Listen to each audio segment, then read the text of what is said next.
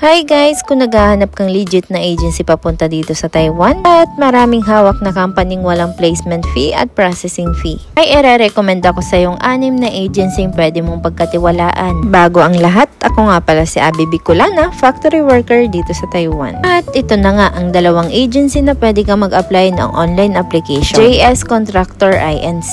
at Everbest Overseas Employment Agency. At kung paano mag-apply, bisitahin nyo lang ang Facebook page nila at magsa-sign up ka lang sa link nila. At yung pangatlo, grant placement. Magsasend ka lang ng resume mo sa email nila. At yung 3 agency na pwede ka mag-walk-in, iQuest Manpower, Pelsino Manpower Services Inc. At yung last, isa sa pinakamagandang agency sa Pinas at yan yung may hawak sa company pinagtatrabahuan ko ngayon, City Employment Center Inc. Guys, bisitahin nyo lang mga Facebook page nila. Hindi man lahat ng company hawak nila is walang placement fee, pero marami silang napapaalis papunta dito sa Taiwan na walang placement fee at processing fee binabayaran at magagandang company ang napupuntahan. Kaya ano pang iniintay mo? Mag-apply ka na, tara na dito sa Taiwan!